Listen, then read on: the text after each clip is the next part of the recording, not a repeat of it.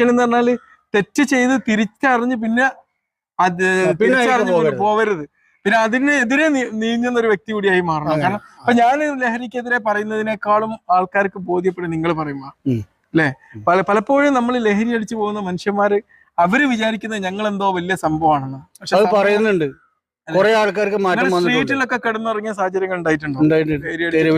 കിടന്നിട്ടുണ്ട്. ഒരു നിലയും വിലയില്ലാതെ തെരുവ് നായ്ക്കളൊക്കെ ഇടയിൽ കൂടെ. ഞാൻ ആരാന്ന് എന്ന് അറിയുന്നില്ല. അതെ അതെ, ഞാൻ ആരാണ് എന്താണെന്ന് അറിയുന്നില്ല. അങ്ങനത്തെ ഒരു അവസ്ഥ വരിക അതിനടിമപ്പെട്ട് കഴിഞ്ഞാല്.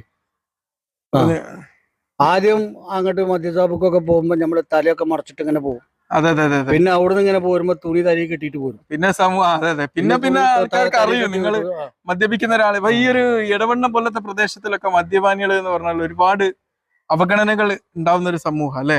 വളരെ ഇപ്പൊ മരിച്ചു കഴിഞ്ഞാൽ പോലും ഇവിടുന്ന് ആൾക്കാർ മൈൻഡ് ചെയ്യാത്തൊരു സാഹചര്യം ഉണ്ട്.